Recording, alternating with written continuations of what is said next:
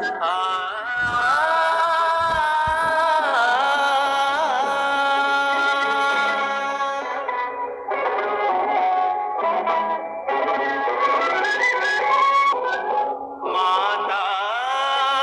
माता माता तू सबकी भाग्य विधाता।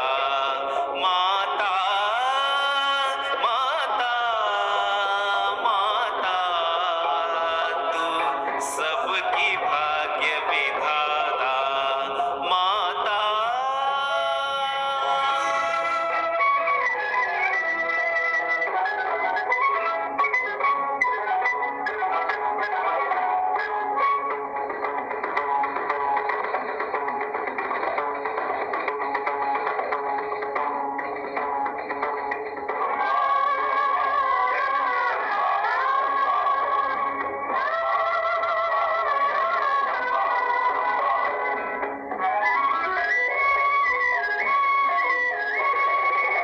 जग में तेरी शान निराली, बिन मांगे फल देने वाली।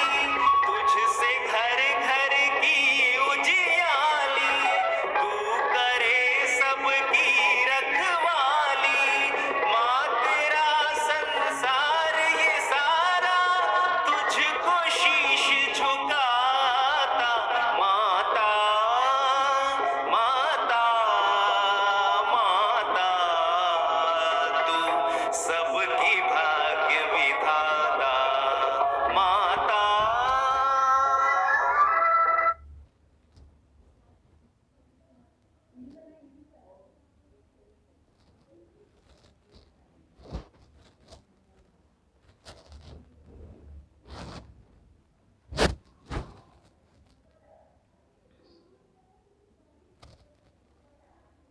ओम शांति। बाबा गुड मॉर्निंग। आज बाबा के 7 अप्रैल 2023 के महावाक्य हैं। बाबा ने सार में कहा, मीठे बच्चे, तुम्हें डबल अहिंसक बनना है। मनसा वाचा कर्मणा, तुम कभी किसी को दुख नहीं दे सकते हो। बाबा ने प्रश्न पूछा, कल्प कल्प जिन बच्चों ने बाप से पूरा वर्षा लिया है, उनकी निशानी क्या होगी? तो बाबा ने उत्तर में कहा, वो पतितों का संग छोड़ बाप से वर्षा लेने के लिए श्रीमत पर चलने लग पड़ेंगे। बाप का जो पहला फरमान है कि गृहस्थ व्यवहार में रहते पवित्र बनो, इस फरमान पर पूरा पूरा चलेंगे। कभी प्रश्न नहीं उठेगा कि आखिर भी दुनिया कैसे चलेगी। उनकी आपस में कभी क्रिमिनल असॉल्ट हो नहीं सकती। वो अपने को शिव बाबा के पोत्रे, ब्रह्मा के बच्चे, भाई बहन समझकर चलते हैं। गीत सुना माता ओ माता। ओम शांति। बच्चों को अब कोई की भी महिमा नहीं करनी है, भक्त महिमा करते हैं। ये गीत भक्ति मार्ग वालों ने मम्मा की महिमा में गाए हैं, परंतु बेचारे ये नहीं जानते हैं कि मम्मा ने ऐसी क्या सेवा की है, होकर गई है, उनकी महिमा गाते हैं। परंतु वास्तव में महिमा एक की ही गाई जाती है। वो एक बैच बच्चों को पढ़ाते हैं और ऐसा बनाते हैं। तुम भी उनके बच्चे हो जो भारत व विश्व की सेवा करते हो। महिमा भारत की करते हैं, चित्र भी भारत में ही है। पूजा भी जगत अम्बा की यहाँ बहुत होती है, बाहर में नहीं है। कहाँ कहाँ शिव के चित्र हैं, परंतु वो ये नहीं समझते हैं वास्तव में महिमा है शिव की। जो शिव बाबा फिर जगत अम्बा और जगत पिता की महिमा निकालते हैं। बाबा से ही सबको श्रीमत मिलती है। दिलवाड़ा मंदिर में सबके चित्र नहीं है। बच्चे तो ढेर हैं, तुम सब बच्चे राजयोग सीख रहे हो, चित्र तो थोड़ों के ही निकालेंगे ना। तुम जानते हो बाबा हमको स्वर्ग का मालिक बनाते हैं। शिव बाबा इनमें बैठा है। कल्प पहले भी ऐसे ही परमपिता परमात्मा ने हमको राजयोग सिखाया था। अब प्रैक्टिकल बुद्धि से लगता है जब दूसरे सुनते हैं तो कोई कहते हैं बिल्कुल ठीक बात है, कोई कहते हैं हम कैसे बने, कैसे माने। एक जैसे सब नहीं है। जब कोई नए आते हैं तो प्रश्न पूछा जाता है, गॉडफादर का नाम कभी सुना है? कभी भगवान का नाम सुना है? ऐसा कोई मनुष्य नहीं होगा जो कहे कि हम गॉडफादर को याद नहीं करते हैं, क्योंकि अभी सब दुखी हैं, इसलिए परमात्मा को याद ज़रूर करते हैं।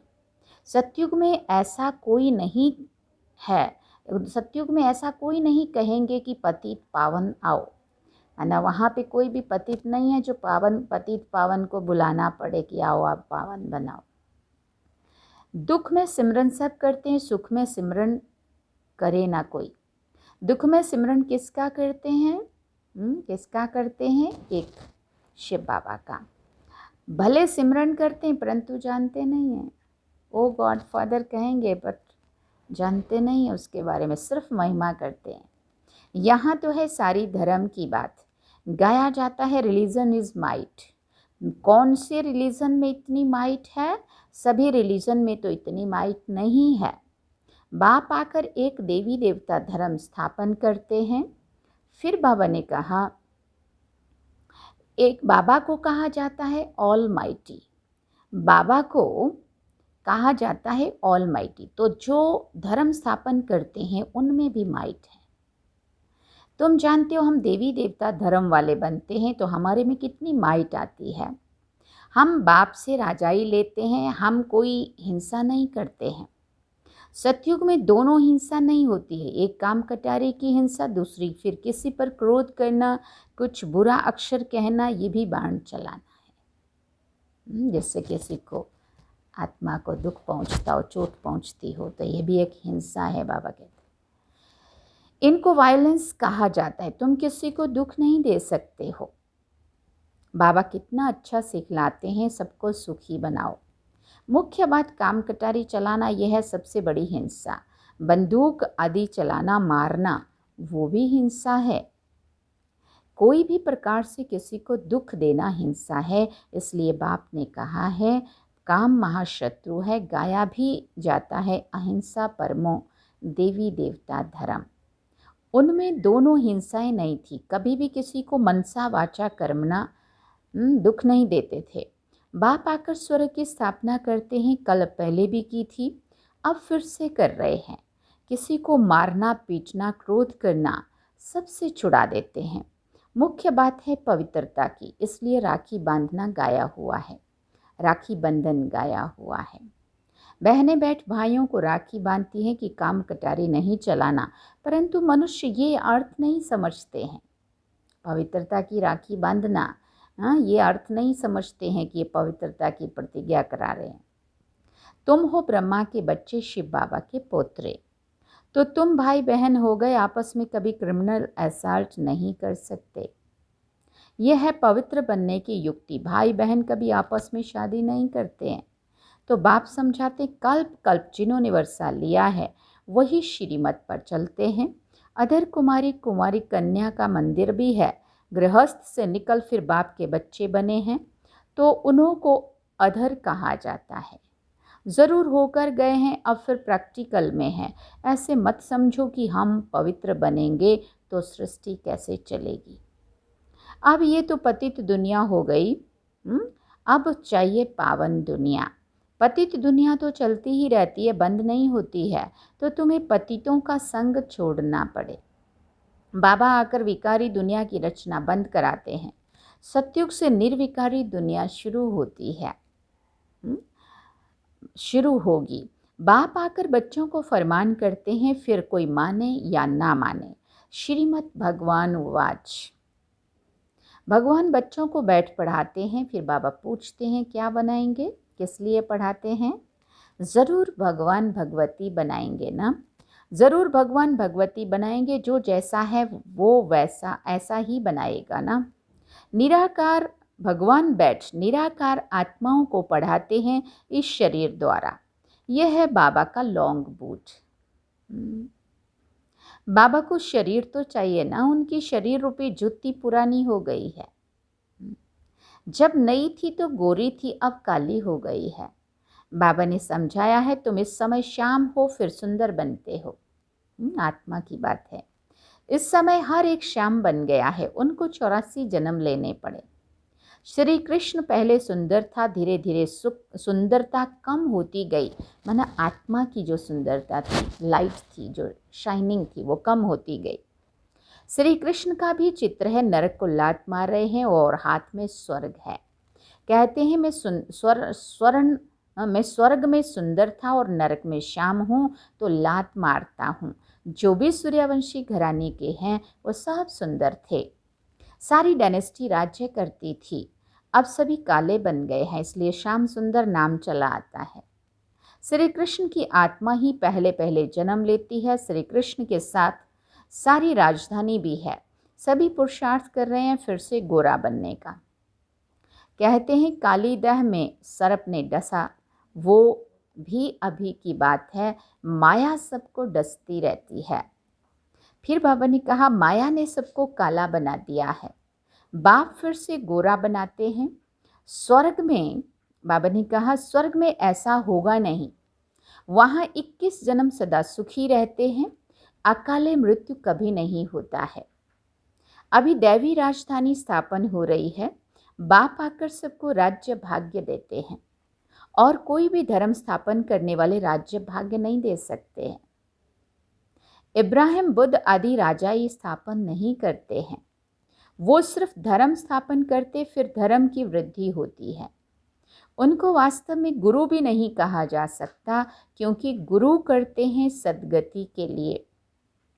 वो तो आते हैं धर्म स्थापन करने, ना कि सद्गति करने। उनके पिछाड़ी उनके धर्म की आत्माएं नीचे उतरती हैं, तो गुरु भी वास्तव में कोई को कह ना सके। सबकी सद्गति करने वाला एक शिव बाबा है।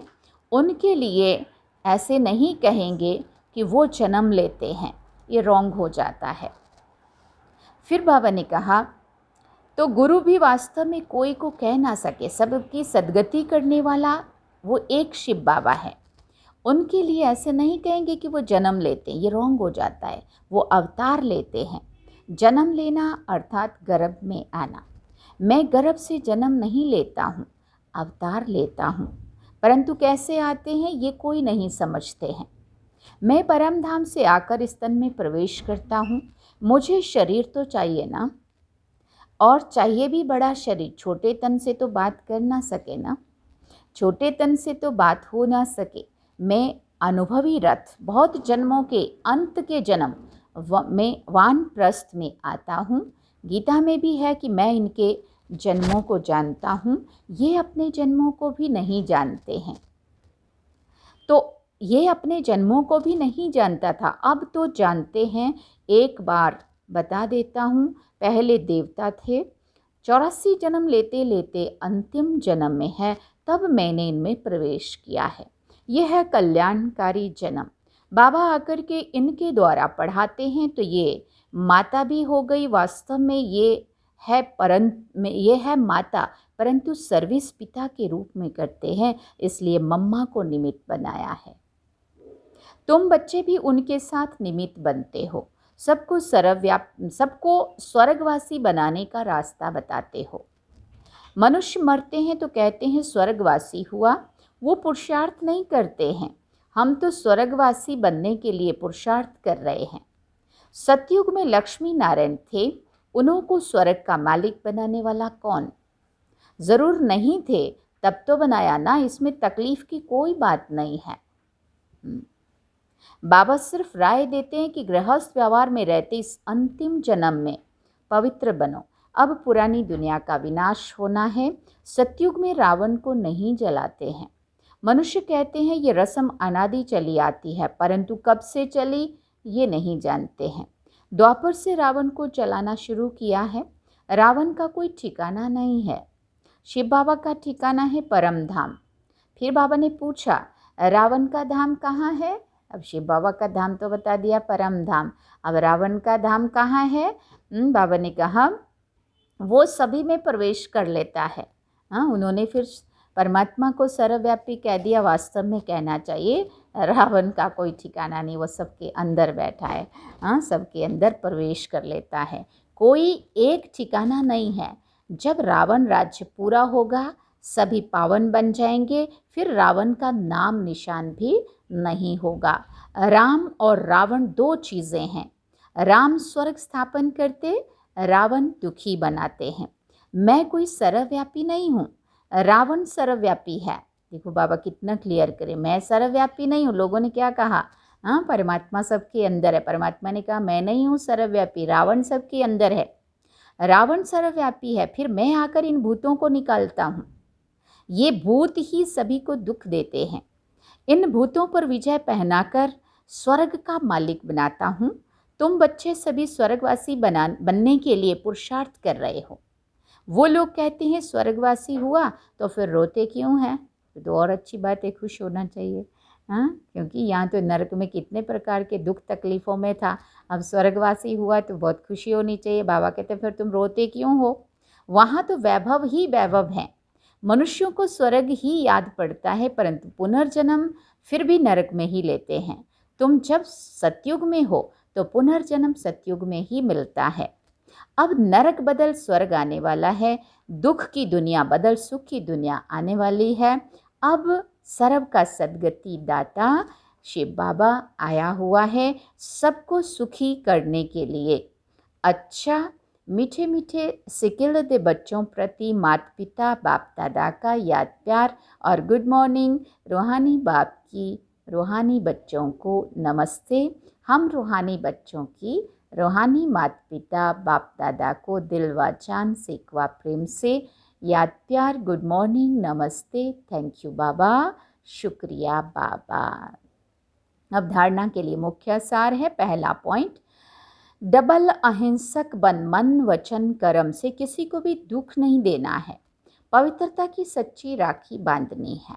दूसरी बात, पतितों का संग छोड़ एक बाप के फरमान पर ही चलना है। स्वर्ग का मालिक बनने के लिए भूतों पर विजय प्राप्त करनी है। वरदान में बाबा ने कहा, हर कर्म का बोझ बाप पर छोड़ स्वयं ट्रस्टी बन रहने वाले डबल लाइट फरिश्ता भव। हर कर्म का बोझ बाप पर छोड़ स्वयं ट्रस्टी बन रहने वाले डबल लाइट फरिश्ता भव। हिम्मत रखने वाले बच्चों को बाप दादा सदा मदद ही करते हैं।